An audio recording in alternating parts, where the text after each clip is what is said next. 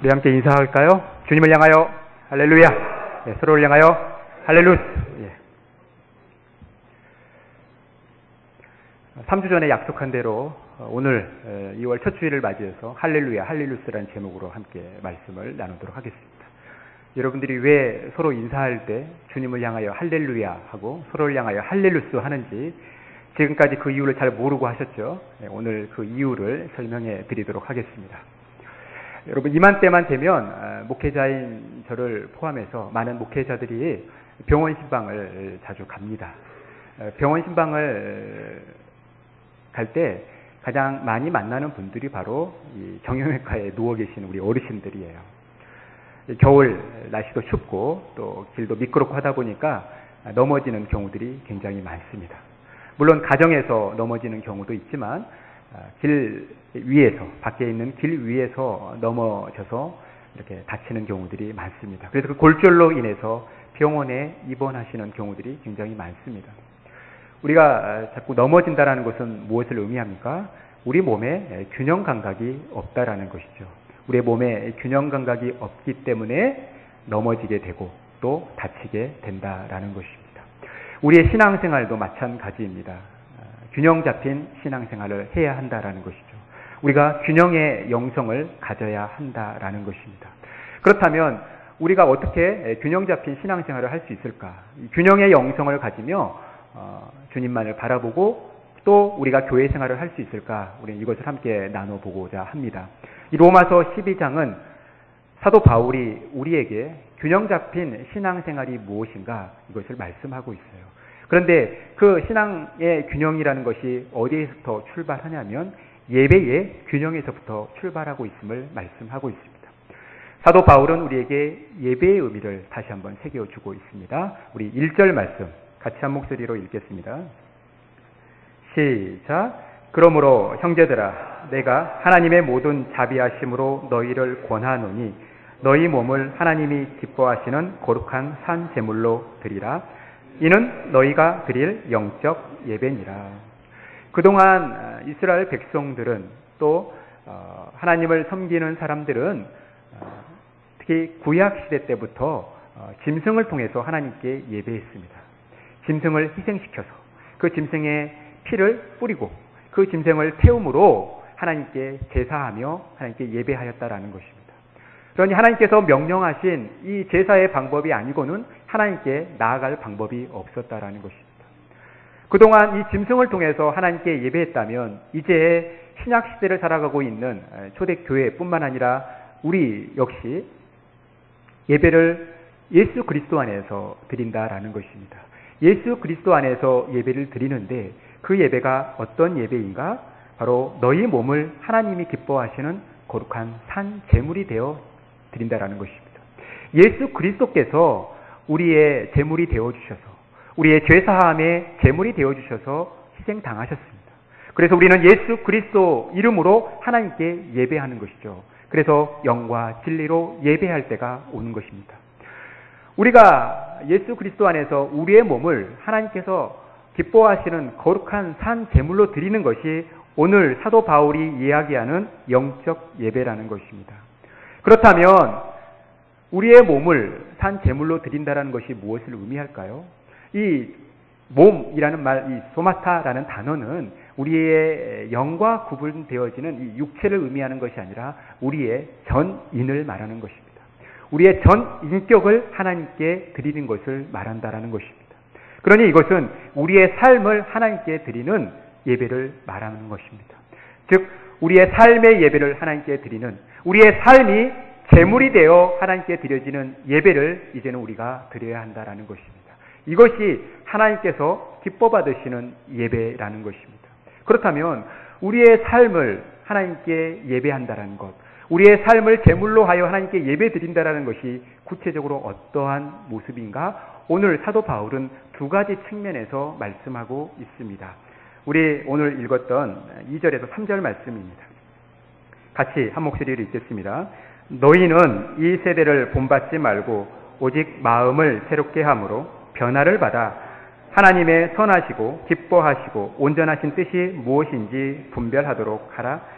내게 주신 은혜로 말미암아 각각 너희에게 말하노니 마땅히 그 생각할 이상의 생각을 품지 말고 오직 하나님께서 각 사람에게 나누어 주신 믿음의 분량대로 지혜롭게 생각하라.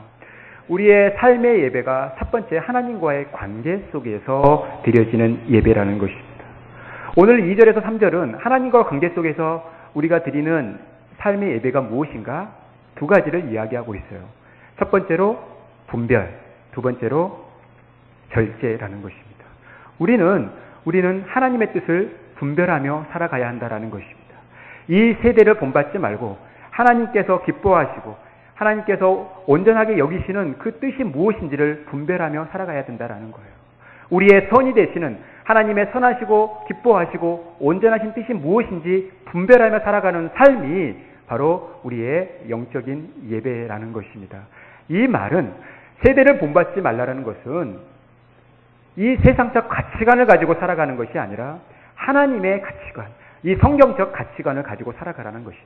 이 성경적 가치관을 가지고 우리의 마음이 새롭게 변화되어져서 이 새로운 마음 속에서 우리가 이 변화된 상태에서 날마다 하나님의 뜻을 분별하며 살아가라는 것입니다. 하나님의 백성이 살아가는 삶의 방식은 어디에 있습니까?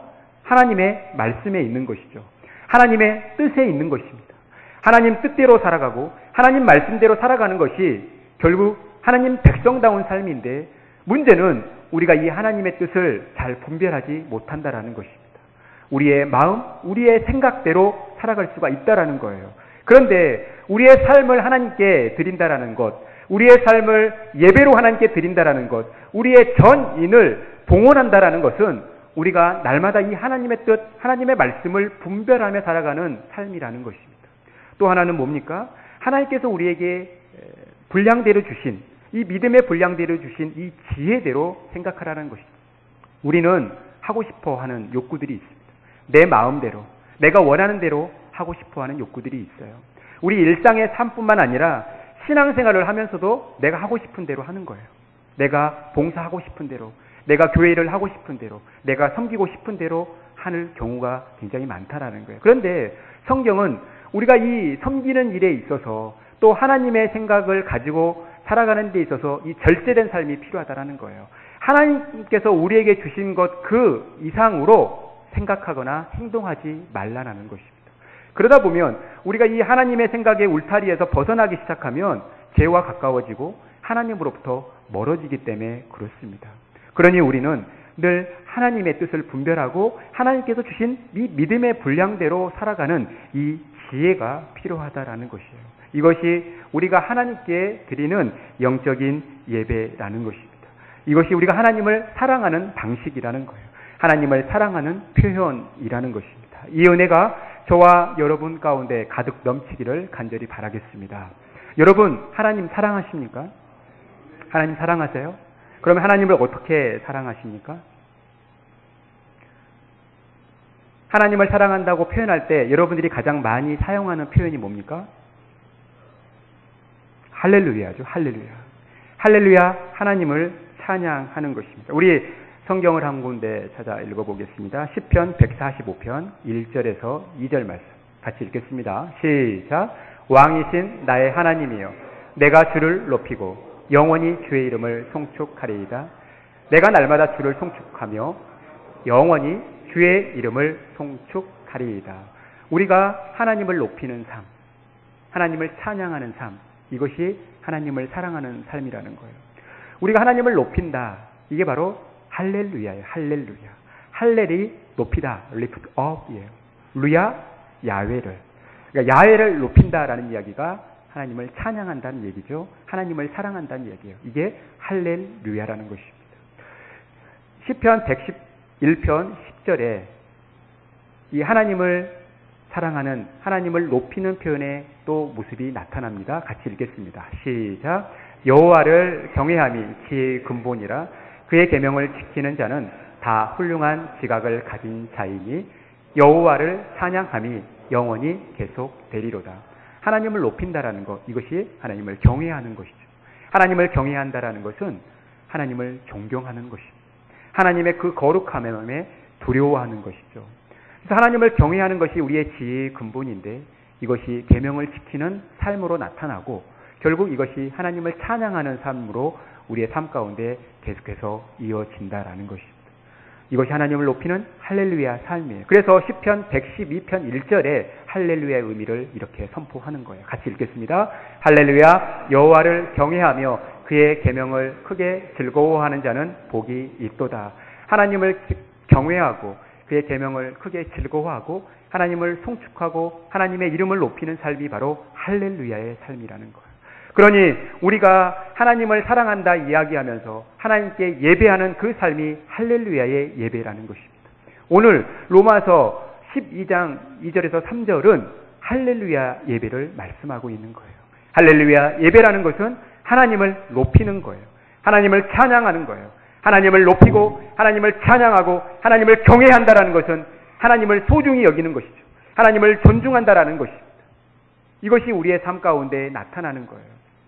그러니 우리가 하나님의 뜻을 분별하는 삶, 하나님께서 원하시는 것이 무엇인지를 분별하고 지혜롭게 살아가는 거예요. 우리가 이 하나님의 뜻에 벗어나지 않고 늘 하나님께서 원하시는 생각들을 하고 하나님께서 원하시는 행동들을 한다라는 것이 무엇을 의미할까요? 날마다 매 순간마다 하나님을 생각하는 거예요. 여러분 24시간이라는 우리에게 주어진 하루의 시간 속에서 여러분들이 하나님을 생각하는 시간이 얼마나 되세요? 최소한 10의 1조라도 여러분 하나님께 여러분의 삶을 드리는 하나님을 생각하는 시간을 갖습니까? 여러분들의 그 표정은 자신이 없다라는 표정인데 우리가 하나님을 생각하지 않으면서 어떻게 하나님의 뜻을 분별할 수 있겠습니까? 우리가 하나님을 생각하지 않으면서 어떻게 하나님께서 주신 분량대로 지혜롭게 생각하는 절제된 삶을 살아갈 수 있겠습니까? 날마다의 삶 속에서 하나님을 소중히 여기는, 하나님을 사랑하는 그런 삶을, 하나님을 생각하는 그런 삶을 살아가셨으면 좋겠습니다. 우리가 누군가를 좋아하고 누군가를 사랑한다라는 것은 항상 그 사람을 생각하는 그 생각 속에 잠겨 있는 거 아니겠어요?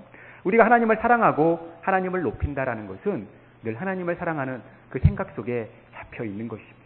이 은혜가 저와 여러분 가운데 가득 넘치기를 간절히 바라겠습니다. 우리의 삶을 드리는 예배가 첫 번째 하나님과의 관계 속에서 나타난다면 두 번째로는 다른 사람들과의 관계 속에서 나타나는 것입니다. 우리가 오늘 읽었던 4절에서 5절 말씀 같이 한 목소리로 읽겠습니다. 우리가 한 몸에 많은 지체를 가졌으나 모든 지체가 같은 기능을 가진 것이 아니니 이와 같이 우리 많은 사람이 그리스도 안에서 한 몸이 되어 서로 지체가 되었느니라. 여러분, 우리가 다른 사람들과의 관계 속에서 필요한 우리의 삶의 예배의 자세는 뭐냐면 지체의식을 갖는 거예요. 우리 옆에 있는 분들이 또 함께하는 많은 분들이 한 지체라는 것입니다. 우리 교회 안에 한 지체라는 거예요. 한 지체를 통해서 우리는 한 몸을 이루어 가는 거 아니겠습니까? 이 지체들이 모여서 한 공동체를 이루어 가는 거예요. 그러니까 우리는 나 혼자 살아가는 것이 아니라 이 한 지체들이 모여서 한 공동체를 이루어가는, 한 몸을 이루어가는 존재라는 거예요. 혼자서는 살 수 없다라는 것입니다. 혼자는 산다라는 것은 불가능한 거예요. 그래서 우리는 더불어 사는 것이죠. 함께 살아가는 거예요. 이게 지체의식이라는 것입니다. 그러면 우리가 지체의식을 가지고 살아간다라는 것이 구체적으로 우리의 삶 가운데 어떻게 나타납니까? 우리 6절에서 8절 말씀 같이 한 목소리로 읽겠습니다. 우리에게 주신 은혜대로 받은 은사가 각각 다르니 혹 예언이면 믿음의 분수대로, 혹 섬기는 일이면 섬기는 일로, 혹 가르치는 자면 가르치는 일로, 혹 위로하는 자면 위로하는 일로, 구제하는 자는 성실함으로, 다스리는 자는 부지런함으로, 긍휼을 베푸는 자는 즐거움으로 할 것이니라. 아멘. 우리가 지체의식을 가지고 살아간다라는 것은 하나님께서 우리에게 주신 은사대로 살아가는 것입니다. 이 은사를 가지고 다른 사람을 섬기며 살아간다라는 것입니다. 이 은사를 가지고 우리의 공동체를 아름답게 섬겨간다라는 거예요. 이 은사라는 말이 바로 헬라어로 카리스마라는 단어입니다. 이 은사, 이 카리스마라는 단어를 우리가 오해해서 사용하는 경우들이 있어요. 앞에 있는 제가 근엄한 목소리를 가지고 표정을 짓고 여러분 하나님 사랑합시다. 이렇게 강하게 얘기하면 여러분들이 저를 향해서 어떻게 얘기하냐면 야, 저 목사님 카리스마 있다. 저 장로님 카리스마 있다. 라고 이야기합니다. 그런데 카리스마는 그게 아닙니다. 무게 잡고 근엄하게 있는 모습이 카리스마가 아니에요. 그래서 어떤 리더십을 발휘하는 것이 카리스마가 아니라는 거예요. 성경에서 말하는 카리스마는 뭐냐면 하나님께서 우리에게 다 은사를 주셨다라는 거예요. 우리에게 다 달란트를 주셨다라는 것입니다. 그 받은 달란트대로 그 가진 은사대로 다른 사람을 또 공동체를 아름답게 성실하게 섬겨가는 것. 그래서 그런 섬김을 통해서 다른 사람들에게 선한 영향력을 끼치는 것이 바로 카리스마 있는 삶이라는 거예요. 사랑하는 성도 여러분, 여러분들 삶 속에 카리스마가 넘치기를 간절히 바라겠습니다. 여러분의 행위, 여러분의 언어 생활을 통해서 다른 사람을 섬기고 또 그 섬김을 통해서 여러분들이 다른 사람에게 선한 영향력을 끼치는 그런 복된 삶을 살아가시기를 간절히 바라겠습니다. 그러니 카리스마가 있는 사람은 다른 사람에게 선한 영향을 끼치고 그 공동체 안에서 없어서는 안 되는 존귀한 자가 된다라는 것입니다. 이 섬기는 삶, 이 은혜 넘치는 삶이 우리 교회 공동체에 가득 넘치기를 간절히 바라겠습니다. 이 로마서 12장뿐만이 아니라 사도 바울은 고린도전서 12장에도 이 교회 공동체를 얘기하는 데 있어서 이 지체의식을 말씀하고 있어요. 하나님께서 원하시는 대로 지체를 두셨다라는 거예요. 그래서 이 눈이 손도로 말하기를 너 쓸데없다 말할 수 없다라는 거예요. 머리가 말하기를 저 발을 향해서 손을 향해서 너 쓸데없다라고 말할 수 없다라는 거예요. 부족해 보이는 자들이 오히려 요긴하게 쓰인다라는 것이에요. 또 부족한 부분이 있다 할지라도 또 강하고 또 넉넉한 분들이 그 부족한 부분들을 채우고 보듬어가며 살아가는 것, 이것이 아름다운 교회 공동체의 모습이라는 것입니다. 그래서 교회 공동체는 한 지체라도 쓸모없는 분들이 없는 거예요. 모두가 다 교회 공동체를 이루어가는 데 있어서 없어서는 안 되는 귀한 존재라는 거예요. 우리가 그렇게 다른 사람을 대하라라는 것입니다. 저 사람은 예배만 드려 아무것도 안 해. 그렇다고 해서 저 사람을 무시해서는 안 되는 거예요. 하나님께서 그 영혼을 예배자로 부르신 거예요. 함께 예배하는 예배의 동역자로 부르신 거예요. 혹은 우리가 교회 생활을 하면서 나는 교사니까 찬양대 별로 중요하지 않아. 교사만 해야 돼. 혹은 찬양대에서 찬양대가 제일 중요해. 교사 찬양대 한 다음에 해야 돼. 찬양대가 더 중요해. 주방 봉사가 더 중요해. 교회 청소하는 게 더 중요해. 기도해야 하는 게 더 중요해. 성경 공부하는 게 더 중요해. 이렇게 다른 사람을 판단하거나 정죄해서는 안 된다라는 거예요. 다른 사람과 비교해서 우리가 더 높아지려고 하는 이 마음들을 가져서는 안 된다라는 것입니다. 주님 앞에서는 다 똑같은 거예요. 어떻게 똑같다고요? 다 소중한 존재로 똑같은 거예요. 그래서 서로를 존중하고 높여주는 삶, 이것이 우리에게 필요하다는 것입니다. 오늘 우리가 이 섬기는 데 있어서 필요한 자세가 바로 10절입니다. 10절. 같이 한 목소리로 읽겠습니다. 시작. 형제를 사랑하여 서로 우애하고 존경하기를 서로 먼저 하며. 반복되는 단어가 있죠. 뭡니까? 서로예요. 서로 우애하고 존경하기를 서로 먼저 하라는 것입니다. 여기서 말한 이 서로가 뭐냐면 헬라어로 알렐루스입니다. 여러분, 히브리어로 할렐루야가 뭐라고 했습니까? 하나님을 높이는 거예요. 그러면 할렐루스라는 말은 무슨 말이냐면 히브리어의 할렐루야의 할렐과 그 다음에 헬라어의 알렐루스의 이 루스를 합친 단어, 즉 히브리어와 헬라어가 합쳐진 히브라어. 이건 어디에도 없는 말이니까 메모에다가 써먹으면 안 돼요. 그러니까 히브리어로 할렐루스라는 말이 나오는데 이게 뭡니까? 서로를 높여주는 거예요. 서로를 높이는 것, 이게 할렐루스라는 것입니다. 이 할렐루스의 삶이 사람과의 관계 속에서 나타나는 두 번째 예배의 태도라는 것입니다. 첫 번째 예배의 태도가 하나님을 향하여 할렐루야 예배를 드린다라는 것은 이제 서로 다른 사람들과의 관계 속에서 서로를 높이고 존중하는 할렐루스의 예배를 함께 드려야 함을 오늘 성경은 우리에게 말씀하고 있습니다. 여러분, 이 할렐루스, 서로를 높여주고 서로를 소중히 여겨주고 서로를 돌봐주는 삶이 이것이 하나님께 예배하는 삶이라는 거예요. 그래서 야고보서 1장 27절에 이렇게 우리의 경건한 모습을 말씀하고 있어요. 같이 읽겠습니다. 하나님 아버지 앞에서 정결하고 더러움이 없는 경건은 곧 고아와 과부를 그 환난 중에 돌보고 또 자기를 지켜 세속에 물들지 아니하는 그것이죠. 성경에서 우리에게 경건이 무엇이냐라고 말할 때 바로 이 야고보서 1장 27절이 우리에게 명확하게 말씀하고 있는 거예요. 하나님 아버지 앞에서 정결하고 더러움이 없는 경건. 여러분, 하나님 앞에서 정결하고 더러움이 없는 경건한 삶 살아가기를 원하시죠? 그렇다면 이렇게 살아가라는 거예요. 곧 고아와 과부를 그 환난 중에 돌보고 또 자기를 지켜 세속에 물들지 않은 그 삶을 살아가라는 것이에요. 이것이 성경에서 말하는 참된 경건이라는 것입니다.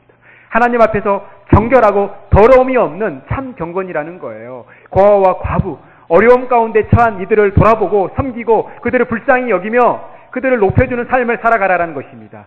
또한 하나님 말씀으로 우리가 무장하여 세속에 물들지 않는 하나님의 뜻대로 하나님께서 주신 말씀대로 하나님의 가치관을 가지고 성경적 가치관을 가지고 기독교적 가치관을 가지고 살아가는 것, 이 두 트랙이 바로 우리의 참된 경건한 모습을 보여주고 있다라는 거예요. 이러한 경건한 삶을 우리 모두가 살아갔으면 좋겠습니다. 여러분, 사복음서에 등장하고 있는 제자들의 모습은 어떻습니까? 이제 예수 그리스도 그분이 메시아로 오신 것 같아서 그들이 생각하고 오해했던 것은 그 메시아를 정치적인 메시아 그리스도로 바라본 거예요. 그러다 보니까 예수님께 요청한 것은 뭡니까? 서로 높은 자리에 올라가고 싶은 거예요. 저를 예수님의 오른쪽 왼쪽에 좀 세워달라는 것이죠. 다른 사람들을 무시하고 나를 높이려고 하는 그런 모습들이 사복음서 속에 나타나는 제자들의 모습입니다. 그런데 마가의 다락방에서 이 성령의 강한 임재를 경험한 그들은 사도행전에 가서는 전혀 다른 모습으로 나타나죠. 하나님을 높이고 자신들을 낮추며 다른 사람들을 존중하는 이 태도를 가집니다. 이것이 초대교회에 영향력을 끼치는 거예요. 그래서 초대교회 성도들은 항상 예배당에 모여서 하나님을 찬양하고 예배하는, 여기서 말하는 예배당은 가정 예배당을 말하는 거예요. 거기서 하나님을 찬양하고 기도하고 말씀 가운데 서며 하였던 일은 뭐냐면 서로 떡을 떼고 자기의 소유를 나누어주는 이런 삶을 살았습니다. 이러다 보니까 그 지역에 있는 사람들로부터 칭송을 받는 거예요. 이 칭송을 받다 보니까 하나님께서 저들에게 무엇을 허락하셨냐면 부흥을 허락하셨다라는 거예요. 그러니 우리가 참된 부흥을 경험하고 싶다, 우리가 초대교회의 정신으로 돌아가고 싶다라고 이야기할 때는 바로 이런 할렐루야, 할렐루스의 예배를 하나님께 드리는 이 참 예배자로 우리가 서야 한다라는 것입니다. 그래서 우리가 사람들로부터, 세상 사람들로부터 칭찬을 얻게 되고 이 칭찬을 통해서 또 많은 영혼들이 주님께로 돌아오는 놀라운 역사가 있을 것입니다. 이 주님을 향한 할렐루야, 서로를 향한 할렐루스, 이 예배를 하나님께 드리시기를 간절히 바라겠습니다. 이것이 바로 십자가입니다. 여러분, 화면을 보시면 이 십자가는 무엇을 말하느냐면 이 십자가, 우리를 위하여 십자가에 달리신 그 예수 그리스도, 그분이 베푸신 이 구원의 은총이라는 것이 결국 우리가 하나님께 나아가는 길이 열린 것이죠.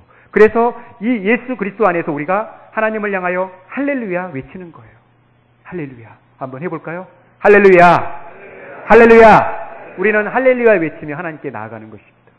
여기서 끝나는 것이 아니라 십자가는 우리 양팔을 벌려서 할렐루스, 할렐루스 외치는 거예요. 우리 같이 한번 외쳐볼까요? 할렐루스, 할렐루스. 주님을 향하여 할렐루야, 서로를 향하여 할렐루스. 주님을 높이고 서로를 높이는 삶, 이것이 이 시대를 살아가는 예수 그리스도 안에 살아가는 우리들이 하나님께 드릴 진정한 예배, 참 예배라는 것이에요. 하나님께서는 우리에게 이 예배를 기대하시는 겁니다. 이 삶의 예배를 기대하시는 것.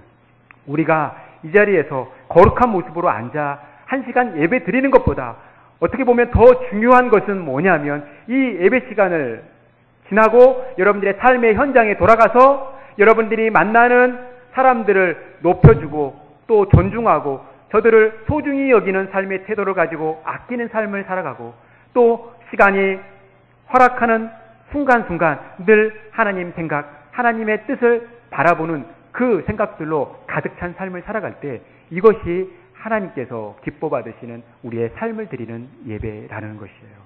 이 은혜가 저와 여러분 가운데 가득 넘치기를 바랍니다. 그래서 사도 바울은 이 십자가의 은혜, 이 십자가의 예배를 계속해서 바울 서신을 통해서 이야기합니다. 그래서 이 바울 서신을 통해서 우리가 하나님을 어떻게 섬겨야 하는가, 하나님은 어떤 분인가, 우리가 하나님께 어떠한 태도를 취해야 되는가, 이것을 말씀하고 나서 그 서신서 마지막 부분에 고린도 후서, 디모데 전서 정도만 빼고는 다 항상 무난하라, 무난하라 이렇게 편지하고 있는 거예요. 그 서신서를 그렇게 마무리하고 있는 거예요. 우리가 하나님을 높이고 하나님을 찬양하는 것도 굉장히 중요하지만 우리가 서로에게 무난하고 서로를 높여주고 서로를 존경하는 태도를 갖는 것, 이거 역시 중요하다라는 거예요. 이 십자가의 삶을, 이 십자가의 열매를, 또 이 십자가의 예배를 하나님께 날마다 올려드리는 그런 복된 삶 살아가시기를 간절히 바라겠습니다. 이것이 바로 균형 잡힌 신앙생활인 거예요. 이 균형이 잡혔을 때 우리가 건강한 삶을 살아가는 것입니다. 우리의 교회 공동체가 건강한 거예요. 우리가 균형 잡히지 못하고 자꾸 한쪽으로 치우쳐 있거나 흔들리거나 넘어지거나 그러면 우리가 여러 시험 앞에 실패하고 넘어지는 경우가 있습니다. 개인의 문제뿐만 아니라 우리 공동체를, 우리 교회 공동체를 아프게 하는 거예요. 여러분, 우리가 균형 감각이 없어서 넘어지면 어떻게 됩니까? 다치죠. 다치면 어때요? 아프잖아요. 그러면 아프면 좋겠습니까? 우리가 다치면 좋겠어요? 우리가 넘어지면 좋겠어요? 우리가 그렇지 않기 위해서 늘 건강해야 되죠. 우리가 균형 감각을 가져야 되는 거예요. 우리가 교회 공동체를 섬기는 데 있어서도 우리가 균형 잡힌 신앙생활을 하지 못하면, 우리가 균형의 영성을 가지지 못하면 우리가 넘어지는 거예요. 이 넘어질 때 나만 다치는 것이 아닙니다. 나만 아픈 것이 아닙니다. 공동체가 다치고 공동체가 아픈 거예요. 그래서 우리가 하나님을 향하여 할렐루야, 서로를 향하여 할렐루스라는 이 균형 잡힌 신앙생활을 통해서, 이 균형의 영성을 통해서 건강한 신앙생활을 하셔야 한다는 것입니다. 이 은혜가 저와 여러분들 가운데 가득 넘치기를 간절히 바라겠습니다. 여러분, 에모토 마사루라는 사람이 물에 관해서 한 8년간을 연구를 했어요. 그래서 이 물을 연구하면서 현미경으로 이 물의 결정체를 찍었습니다. 그래서 이 물의 결정체를 찍었는데 사진을 보니까 굉장히 다양하게 나타나요. 여러분, 위에 그림 보이시죠? 이 위에 있는 사진들, 윗줄에 있는 사진들 아름답습니까? 아름답지 않습니까? 아름답잖아요. 그런데 이런 결정체가 나타날 때는 어떤 이야기를 할 때냐면 사랑합니다, 감사합니다, 고맙습니다, 이런 말을 하고 이 물의 결정체를 찍었을 때 그 결정체 모양이 이렇게 나오는 거예요. 그러니까 심지어 일본 말로 아리마토 고자이마스 이렇게 말을 하거나, 또 불어도 나오죠. 트레벤 메시라는 이러한 말을 할 때도 그 결정체가 이렇게 아름답게 나오는 거예요. 그런데 밑에 여러분 사진 보시면요, 너 죽여버린다, 이 망할 놈, 이 미친놈, 이런 말을 쓰면 물의 결정체가 저렇게 나온다라는 거예요. 여러분, 어떤 결정체를 보고 싶으세요? 어떤 결정체가 있는 물을 마시고 싶으세요? 위쪽이죠, 위쪽. 그런데 여러분, 우리의 몸이 뭘로 구성이 되어 있어요? 여러 가지로 구성이 되어 있지만 우리의 몸의 70%를 차지하는 게 뭡니까? 물입니다, 물. 그러니까 우리가 살아가면서 다른 사람들로부터 어떤 말을 듣느냐, 어떤 소리를 듣느냐가 굉장히 중요한 거예요. 그리고 내가 다른 사람들에게 어떤 말을 하느냐, 어떤 음성을 들려주느냐가 굉장히 중요하다는 것입니다. 여러분들은 사랑합니다, 감사합니다, 축복합니다, 잘 될 거예요, 당신은 우리의 소망이에요, 이런 말씀들을 하고 싶으세요? 아니면 죽어버리세요, 당신은 망할 거예요, 당신은 제정신이 아니네요, 이런 말씀들을 하고 싶으세요? 당연히 전자 아닙니까? 우리가 이러한 언어들을 통해서 다른 사람을 격려하고 축복해야 되지 않겠습니까? 그러면 이것이 우리의 육신의 건강에도 영향을 준다라는 거예요. 왜냐하면 우리의 몸이 70%가 물이니까. 우리 옆에 계신 분들로 한번 이렇게 외쳐볼까요? 사랑합니다. 감사합니다. 당신 없이는 안 될 것 같아요. 당신은 우리의 소망입니다. 우리 아침 일찍부터 온 찬양대를 향해서 우리 박수 한번 다시 한번 하시죠. 박수만 하면 안 되고 수고하셨습니다. 네. 한 번 더 외쳐봐요. 오늘 찬양 너무 멋있었습니다. 네. 이렇게 격려하는 거예요. 그럴 때 이것이 우리의 삶의 능력이 되는 겁니다. 우리가 어떠한 말을 하느냐 중요하죠. 우리가 하나님을 사랑한다 이야기할 때는 우리의 입술의 고백을 통해서 할렐루야 외치는 거 아니겠어요? 근데 교회에 와서는 할렐루야 할렐루야 하는데 우리 서로에게 할렐루야 합니까? 못 잡아먹어서 안달이죠. 어떻게 하면 흠을 찾지 않으면 견딜 수 없는 은혜가 우리에게 임할 때가 있어요. 여러분, 이 뒷담화 굉장히 나쁜 거죠. 뒷담화 굉장히 나쁜 건데 이건 어떻게 할 수가 없어요. 몰래 숨어서 하는 뒷담화 어떻게 막을 수 있겠습니까? 뭐 뒷담화는 그렇게 치더라도 면전에서 상대방을 저주하거나 폭언을 하거나 이러면 안 된다라는 거예요. 상대방을 격려하고 축복하고 사랑한다 이야기하고 고맙다 이야기하는 이런 은혜가 우리들 가운데 넘쳤을 때 이것을 통해서 서로를 높여주고 존중할 때 우리의 신앙생활 또 우리의 교회가 건강한 공동체로 세워져 간다라는 것입니다. 여러분, 우리 여자분들은 꼭 이 책을 사서 읽으십시오. 아침의 키스가 연봉을 높인다. 이렇게 말씀하신 분도 계실 수 있어요. 저는 제가 나가서 돈 벌고 우리 남편이 집에서 살림해요. 이렇게 말씀하신 분도 계시겠지만 그럼 바꿔서 하시면 되는 거예요. 아침에 일하러 가시는 남편을 향해서 키스. 이 키스가 연봉을 높인대요. 일의 능률을 높인다라는 것이죠. 그런데 그 연봉이 주가 아니죠? 키스가 주가 아니죠? 뽀뽀만 하고 맙니까? 안아주면서 당신 사랑합니다. 힘내세요. 오늘 일 잘 될 거예요. 여러분, 이런 격려를 받고 밖에 나가서 일하는 남편들이 얼마나 힘있게. 그래서 일의 능률을 통해서 연봉을 높이는 거예요. 집에 가서 꼭 하시길 바랍니다. 서로를 칭찬하고 서로를 높여주는 말로 서로를 사랑하는 그 표현들을 하시길 바랍니다. 이것이 우리가 교회의 공동체 아름답고 귀하게 세워져 가는 비결이라는 것입니다. 이 은혜가 저와 여러분들 가운데 가득 넘치기를 간절히 바라겠습니다. 우리는 하나님께서 기뻐하시는 삶의 예배를 드려야 합니다. 이것이 바로 할렐루야, 할렐루야의 예배라는 것이죠. 우리 히브리서 13장 15절에서 16절 말씀 같이 한 목소리로 읽겠습니다. 시작. 그러므로 우리는 예수로 말미암아 항상 찬송의 제사를 하나님께 드리자. 이는 그 이름을 증언하는 입술의 열매니라. 오직 선을 행함과 서로 나누어 주기를 잊지 말라. 하나님은 이같이 제사를 기뻐하시느니라. 우리가 하나님께 찬송하는 것, 우리가 하나님께 찬송의 제사를 드리는 것 너무 중요하죠? 이것이 입술의 열매라는 거예요. 이게 뭡니까? 할렐루야. 그리고 하나님을 찬양하는 입술의 열매로 그쳐서는 안 되고 우리의 예배가 오직 선을 행함과 서로 나누어 주기를 잊지 말며 살아가라는 것이요. 이것이 하나님께서 기뻐하시는 제사 할렐루야의 예배라는 것입니다. 우리 마지막으로 히브리서 10장 22절에서 25절 말씀 같이 한 목소리로 읽고 말씀을 마무리하겠습니다. 우리가 이 마음의 뿌림을 받아 악한 양심으로부터 벗어나고 몸은 맑은 물로 씻음을 받았으니 참 기쁨과 온전한 믿음으로 하나님께 나아가자. 또 약속하신 이는 믿으시니 우리가 믿는 도리의 소망을 움직이지 말며 굳게 잡고 서로 돌아보아 사랑과 선행을 격려하며 모이기를 패하는 어떤 사람들의 습관과 같이 하지 말고 오직 권하여 그날이 가까이 옴을 볼수록 더욱 그리하자. 우리는 예수 그리스도를 통해서 새롭게 변화받은 구원받은 하나님의 백성입니다. 하나님께서 예수 그리스도를 통해서 우리의 마음을 새롭게 하셨다라는 거예요. 이 새로운 마음을 가지고 우리가 주님께 나아가야 한다라는 것입니다.